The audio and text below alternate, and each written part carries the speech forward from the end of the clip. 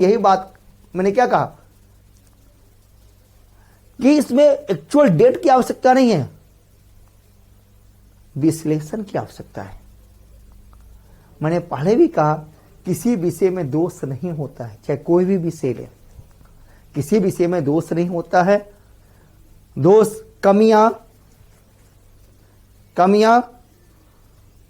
हम में होती है, उसको हम दूर करें। अब अपने सरल शैली का प्रयोग करें, उस पर भी चर्चा करेंगे हम लोग कि हमारा राइटिंग स्किल कैसा हो, कैसे हम काम करें। देखो, सिलेबस आप लोग जानते होंगे कि ऑप्शनल बीपीएससी में एक पेपर होता है जो 3 मार्क्स के पेपर है। टाइम 3 आवर्स यानी 180 मिनट्स और 6 क्वेश्चंस हमें लिखना होता है आउट ऑफ 12 में से 12 में से 6 क्वेश्चन हमें लिखना होता है। ठीक है, यहां पर हम देखें भैया, तो यानी कि 180 को 6 से डिवाइड करें, यानी 30 इंटू 6 यानी 180 मिनट्स। 180 मिनट्स एक क्वेश्चन के लिए आपको 30 मिनट मिलता है, लेकिन मैं कहता हूं नहीं मिलता है। 30 मिनट्स आपको नहीं मिल पा रहा है। आपको कितना मिल पा रहा है? मात्र 27 मिनट्स। 25 से 27 मिनट्स में आपको एक क्वेश्चन लिखने की आवश्यकताएं हैं। निश्चित रूप से लिखें, इसके लिए आपको घर पर ही पहले से प्रैक्टिस करना होगा। मैं बताऊंगा, हमारा एक सेशन अलग से चलेगा, मोविशाला ऐप पर भी चलेगा। मैं बताऊंगा आप लोगों को कि राइटिंग स्किल को कैसे बेहतर करें, कैसे सुंदर लिखावट हो, अपने शैली का प्रयोग कैसे हो, उस पर भी हम लोग अलग से एक सेशन तैयार करेंगे जो आपके सामने होगा। उसका लाभ आप लोगों को निश्चित रूप से प्राप्त होगा। चाहे वो कोई भी सब्जेक्ट लेकर के पढ़ें, कोई बात नहीं। तो यानी कि 25 से 27 मिनट्स में आपको लिखना है, क्योंकि यह जब जो आप लिखते हो उसको एक बार देखोगे, रिवीजन करेंगे, क्या लिख करके छोड़ देंगे। उसमें 2-3 मिनट उसके लिए हमें चाहिए। और समय क्यों चाहिए? जब हम कोई क्वेश्चन लिखना स्टार्ट कर देते हैं, लिखना स्टार्ट करते हैं, जब भूमिका लिखना स्टार्ट करते हैं, वहीं पर बहुत सारे स्टूडेंट आके अटक भी जाते हैं। 4-5 मिनट उसमें लग जाता है सोचने में कि कहां से प्रारंभ करें, कैसे लिखें। ये बात सत्य है। अरे मैं तो काफी प्रैक्टिस किया था, एक लाइन लिखा, अरे नहीं मैं इसके लिए आया हूं, ये होना चाहिए। तो इसमें उस देर हम लोग उलझ जाते हैं। इसलिए मैंने कहा आपके पास 25 मिनट्स ही बचता है। 25 मिनट्स में ही आपको एक क्वेश्चन को कंप्लीट करना है। ठीक है,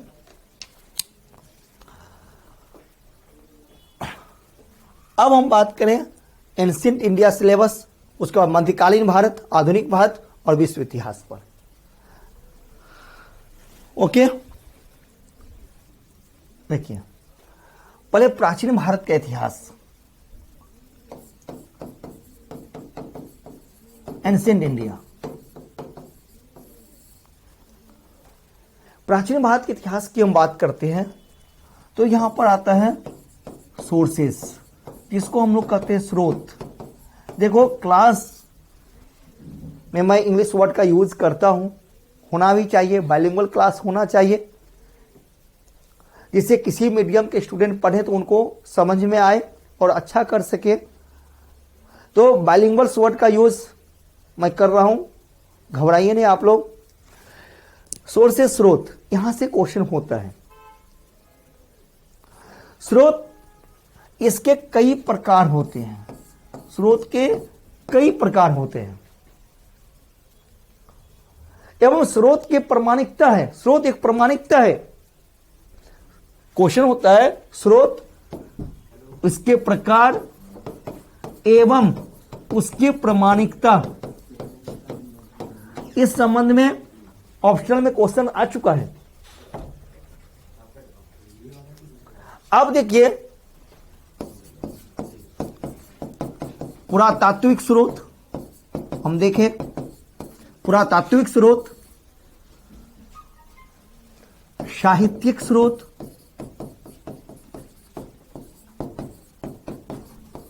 एवं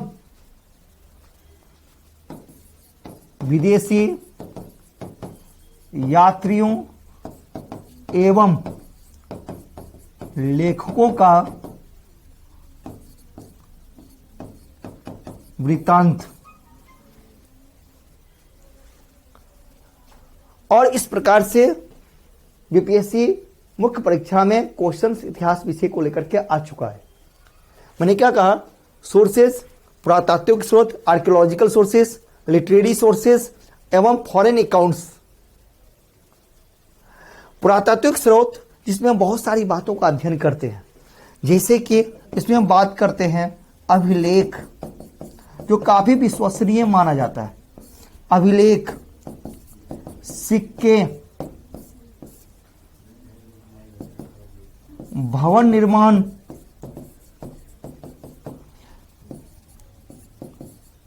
मूर्ति निर्माण कला, ये पढ़ते हैं तो जीएस का पार्ट भी कवर हो रहा है। बीपीएससी फर्स्ट पेपर जीएस कला एवं संस्कृति, जिसमें हमें मौर्य कला, गुप्त कला, पाल कला, पटना कलम शैली, मधुबनी चित्रकला, अनेक विषयों को पढ़ना होता है जो यहां पर कवर हो रहा है। देखो, और साहित्यिक स्रोत, जैसे हम वैदिक साहित्य की बात करें, उपनिषद की बात करें, स्मृति की बात करें, पुराण की बात करें, तो इतिहास काफी प्रमाणिक होता है। ऑथेंटिसिटी इसी में है। विदेशी यात्रियों का वर्णन, जिन्होंने हमारे इतिहास के बारे में बहुत कुछ लिखा भी है। रोम के इतिहासकार, यूनान के इतिहासकार, चीनी यात्री, ईरान,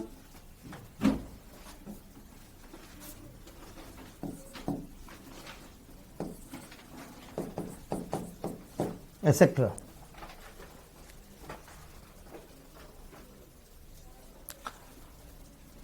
नेक्स्ट आगे देखें, सिलेबस का अगला पड़ाव प्राचीन भारत को लेकर के हम चल रहे हैं।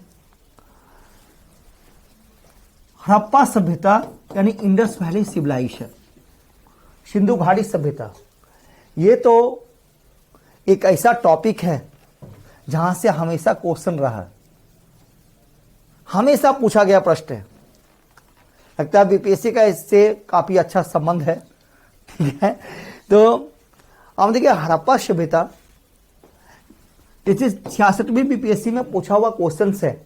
हड़प्पा सभ्यता, इसकी विशेषताएं का उल्लेख करें, जिस पर कुछ देर पहले मैंने चर्चा भी किया था।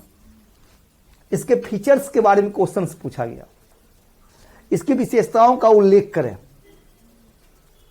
जब हम विशेषताओं को पढ़ते हैं तो अपने आप इसके उद्भव को पढ़ते हैं, इसके विस्तार को पढ़ते हैं, इसके नगर नियोजन, समाज, अर्थव्यवस्थाएं, व्यापार, धर्म एवं विज्ञान को भी पढ़ते हैं। और मुख्य परीक्षा के लिए इतना काफी है, मुख्य परीक्षा के लिए इतना काफी है, यानी बीपीएससी में मुख्य परीक्षा के लिए इतना काफी है। मैंने क्या कहा, हमारा टारगेट रिजल्ट ओरिएंटेड होना चाहिए। हम यहां पर रिजल्ट लेने के लिए आए हैं। हमारा टारगेट क्या है? रिजल्ट। इतिहासकार बनना नहीं। इतिहासकार बनने का प्रयास भी मत करो, नहीं तो प्रशासनिक अधिकारी नहीं बन पाओगे। हमारा जो लक्ष्य है प्रशासनिक अधिकारी, उसको सिलेबस को कंसाइज कर लेना, नहीं कहते सागर से मोती निकाल लेना, वही काम मैं यहां पर कर रहा हूं।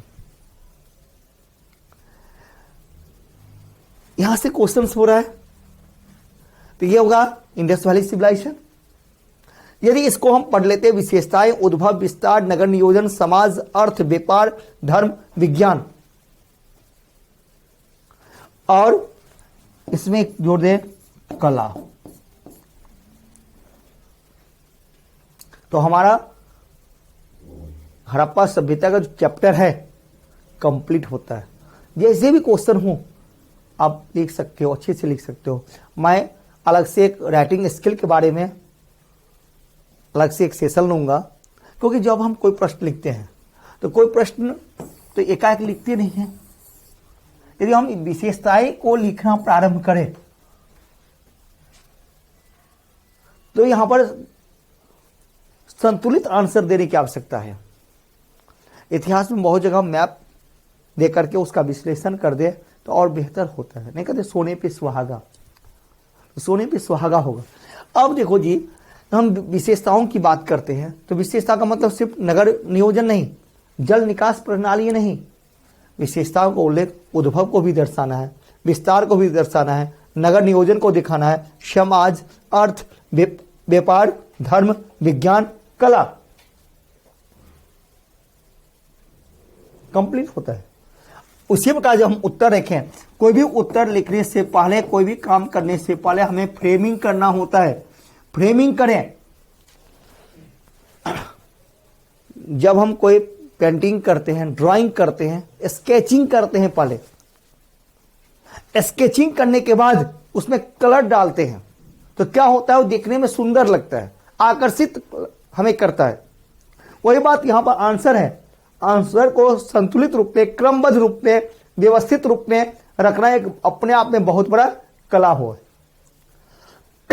सॉरी, यह कला एक दिन में विकसित नहीं होता, इसके लिए आपको प्रैक्टिस करने की आवश्यकता होगी। जैसे मैंने कहा, कोई भी आंसर लिखे तो उसको फ्रेमिंग करें, क्योंकि इतिहास क्रमबद्धता है, एक क्रमबद्ध अध्ययन है, वस्तुनिष्ठता है, तथ्य है, स्रोत है। इन सभी बातों को क्रमबद्ध रूप में हमें रखने की आवश्यकता है। देखिए आंसर अपने आप कितना बेहतर होता है, कितना आप अच्छा कर पाते हो। तो यहां पर विशेषताओं में फ्रेमिंग, तो फ्रेमिंग करें, फिर उसके भूमिका को लिखें, फिर उसके उद्भव को लिखें, फिर उसके विस्तार को शॉर्ट में थोड़ा सा बताएं, फिर इसके विशेषताएं जैसे नगर नियोजन,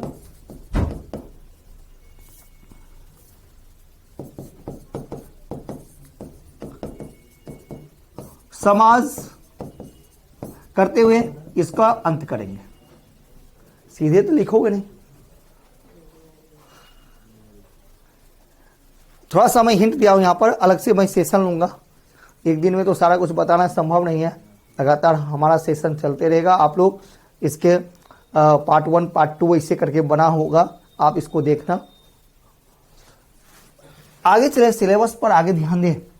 वैदिक संस्कृति, वैदिक युग, वैदिक संस्कृति, इसको आप 2 भागों में बांट करके अध्ययन कर सकते हो। ऋग्वैदिक एज 1500 BCE से 1000 BCE एंड लेटर वैदिक एज, लेटर वैदिक एज जिसको हम लोग हिंदी में कहते हैं उत्तर वैदिक कालीन युग, 1000 BCE से 600 BCE को हम लोग पढ़ेंगे। और खास करके इसका दोनों का तुलनात्मक अध्ययन करने सारा कुछ कवर होता है। जो मेंस परीक्षा की डिमांड है, प्रीलिम्स की तरह तो आपको पढ़ने की आवश्यकता नहीं है, तो इसकी तुलनात्मक अध्ययन करें। ऋग्वेद, लेटर वैदिक पीरियड, उत्तर वैदिक काल, देखो कितना अच्छा होगा। नहीं कहते स्मार्ट वर्क, एक साथ कितने काम आप कर लेते हो।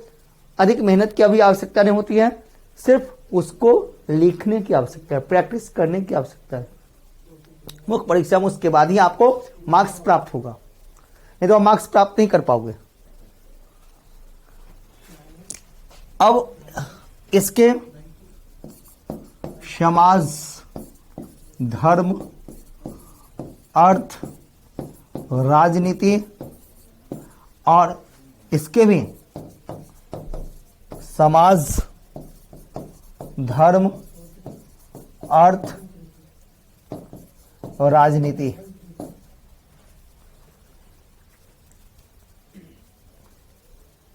कहानी खत्म, इससे अधिक कुछ नहीं है।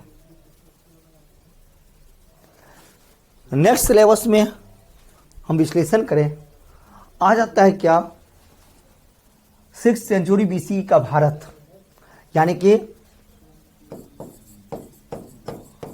बुद्ध एवं जैन। महात्मा बुद्ध, महावीर, जैन, क्योंकि बीपीएससी में हमेशा से इसका क्वेश्चन रहा। आप प्रीवियस ईयर क्वेश्चन देखो, अभी रिसेंटली क्वेश्चन पूछा गया है। दोनों के तुलनात्मक अध्ययन को क्वेश्चन पूछा गया है। दोनों के कर्म के अवधारणाओं को समझाएं, उसमें तुलना करें, बुद्ध और जैन दोनों। तो हालांकि सिर्फ बुद्ध और जैन को पढ़ें, पढ़ने के साथ साथ दोनों की विचारधाराएं क्या थी, इनका तुलनात्मक अध्ययन करना है। यानी महात्मा बुद्ध की विचारधाराएं, ठीक है, और महावीर जैन की विचारधाराएं, दोनों की तुलनात्मक अध्ययन करना होगा। इस प्रकार से प्रश्न पूछे जा चुके हैं, रिसेंटली क्वेश्चन है। जो सिलेबस डिमांड कर रहा है, देखो उसके अनुसार आप काम करोगे, सिलेबस के अनुसार काम करोगे, काफी आसान होगा, क्योंकि हमें सफलता चाहिए और कुछ नहीं। लोग कहते हैं हिस्ट्री में मार्क्स नहीं मिलता है, क्यों नहीं मिलता है? इन्हीं कारणों से कि वह सिलेबस को, नेचर को समझ नहीं पा रहे। तो देखिए यहां पर मैंने कहा महात्मा बुद्ध, महावीर जैन दोनों की विचारधाराओं के तुलनात्मक अध्ययन, कर्म के अवधारणाओं को समझाएं।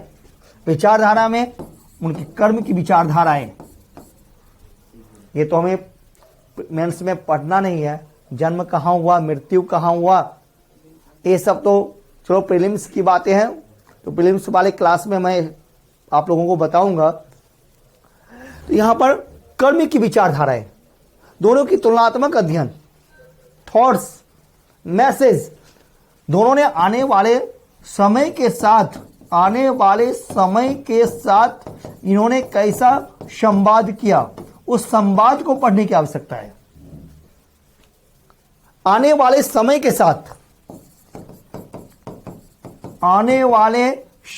साथ इनका क्या संवाद रहा,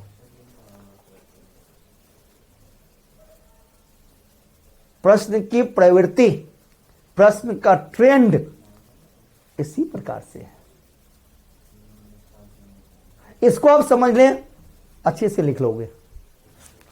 बुद्ध जैन विचारधारा, कर्म, दोनों की विचारधाराओं का तुलनात्मक अध्ययन, विचारधाराओं के तुलनात्मक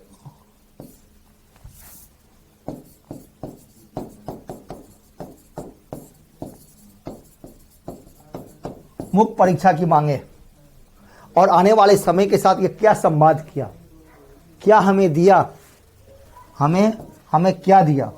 आज के साथ हमें इसको जोड़ने की आवश्यकताएं हैं। क्या महात्मा बुद्ध या महावीर जैन की प्रासंगिकता आज बनी हुई है? इस प्रकार से मुख्य प्रश्न पूछा जा सकता है, और विभिन्न पीसीएस में क्वेश्चन आ चुका है, ऐसी बात नहीं है। क्या इनकी प्रासंगिकता आज भी बना हुआ है? आज के समय के साथ ये संवाद कर पा रहे हैं? सिलेबस को मैं समझा रहा हूं। क्या ये दोनों जो दार्शनिक हैं, ये दोनों जो हमारे दार्शनिक हैं, ये दोनों दार्शनिक विचारधाराएं क्या आज के समय के साथ यह संवाद कर पा रहा है? आज के समय के साथ इसकी क्या प्रासंगिकता बनी हुई है?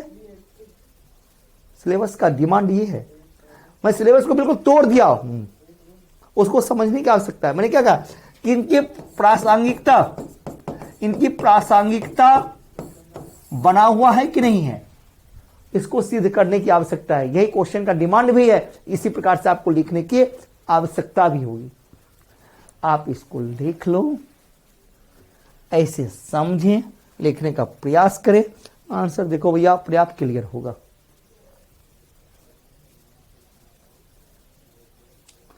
ओके, ठीक है। अब आगे बात करें, इससे आगे तो सिलेबस कहता है क्या, rise of Magadh, rise of Magadh, Magadh का उत्कर्ष। हालांकि हम जब महाजनपद की बात करते हैं तो महाजनपद साथ साथ उस समय भारत में, उस समय के भारत में गणतंत्रात्मक प्रणाली को भी ध्यान में रखने की आवश्यकता है। इस प्रकार से क्वेश्चन पूछे जा चुके हैं, क्वेश्चन पूछे भी जाते हैं। महाजनपद में मगध का उत्कर्ष मुख्य परीक्षा के लिए हमेशा से रोचक विषय रहा। अब देखिए, मगध का उत्कर्ष तो हुआ नहीं, एकाएक नहीं हुआ। मगध के उत्कर्ष के पीछे बहुत सारी परिस्थितियां काम कर रही थी, बहुत सारे ऐसे फैक्टर्स हैं, ऐसे रिस्पॉन्सिबल फैक्टर्स हैं जो मगध के फेवर में रहा। इसे मगध के भौगोलिक एरियाज, जो भौगोलिक एरियाज था, इनका भौगोलिक संरचनाएं जो है, एक तरफ पहाड़ी क्षेत्र, नदियां, उपजाऊ मैदान, आयरन कोर, मगध के उत्कर्ष में महत्वपूर्ण भूमिका निभाए। मैं पढ़ा नहीं रहा हूं अभी, मतलब सिलेबस को मैं थोड़ा समझाने का प्रयास कर रहा हूं, ठीक है। तो इसको हम देखेंगे। सबसे बड़ी बात होती है जो जहां से हम एंशिएंट में अच्छे नंबर ला सकते हैं, जिस विषय को हम अधिक ध्यान रखें, जहां से क्वेश्चंस अधिक पूछे जाने की हमेशा संभावनाएं बना होता है, वो होता है क्या, मौर्यन एम्पायर, मौर्य साम्राज्य। ये तो काफी हमेशा से चर्चित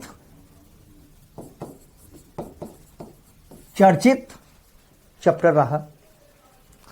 मौर्य साम्राज्य को हम पढ़ें मुख्य परीक्षा में, जैसे कि अभी क्वेश्चन पूछा गया है प्रशासन, 66वीं बीपीएससी का क्वेश्चन है, 66 बीपीएससी में यहां से क्वेश्चन पूछा जा चुका है कि मौर्य प्रशासन के केंद्रीय प्रशासन का उल्लेख करें।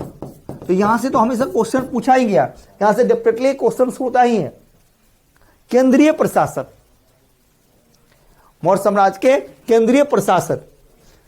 लेकिन हमें पूरे प्रशासन को पढ़ना है, तो पूरे प्रशासन को पढ़े, केंद्रीय, प्रांतीय और स्थानीय प्रशासन सभी को उल्लेख हम करते हैं। उसके बाद इसमें समाज, धर्म, राजनीतिक व्यवस्थाएं, व्यापार वाणिज्य,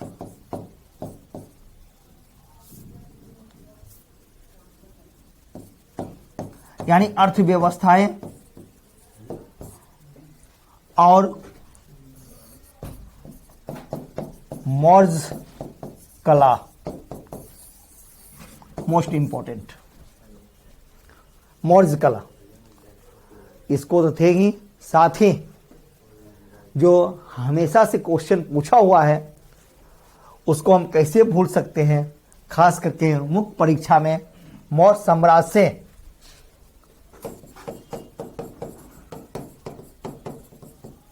जो क्वेश्चन हमेशा रहा वह अशोक, अशोक की नीतियां, अशोक का प्रशासन। अशोक ने भारत को एक नई दिशाएं प्रदान की। हालांकि मौर्य साम्राज्य ही भारत को एक नई दिशाएं प्रदान किया, तो यहां पर अशोक की नीतियां, अशोक का प्रशासन, अशोक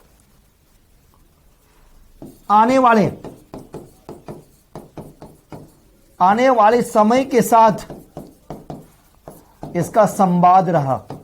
क्या संवाद रहा? ये प्रश्न बीपीएससी में पूछा हुआ है, इनको आपको ध्यान रखने की आवश्यकता है बेटा, ध्यान रखोगे आप। इसको हम कवर करेंगे,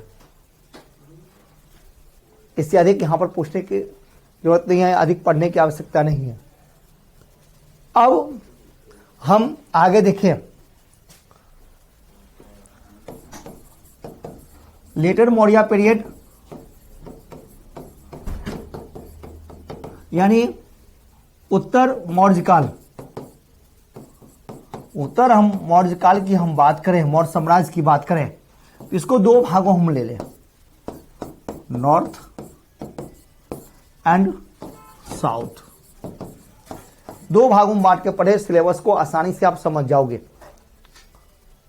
तो पहले यदि हम उत्तर भारत की बात करें तो उत्तर भारत में जैसे शुंग वंश और विदेशी आक्रमण,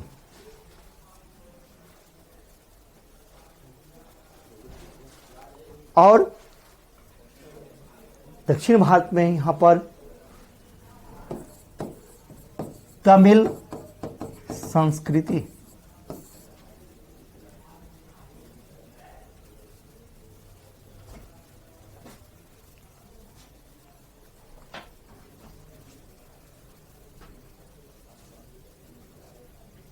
साथ साथ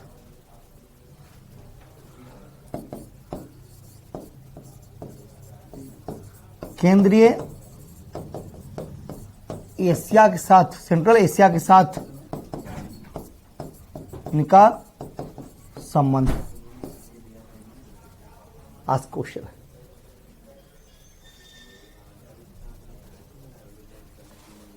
तो जो सिलेबस उसका विश्लेषण एक दिन में संभव नहीं हो पाता है, इसको हम नेक्स्ट अगली क्लास में भी करेंगे, नेक्स्ट सेशन में भी करेंगे। 2-3 भागों में, इसे अभी एंशिएंट, इसके बाद इसके अन्य भाग पार्ट 2 लेकर के चलेंगे, पार्ट 3 लेकर के चलेंगे, पार्ट 4। 4 सत्र में, 4 सेशन में हम अच्छे से इसके सिलेबस को विश्लेषण कर पाते हैं, तब आप लोग अच्छी तरीके से इसको समझोगे।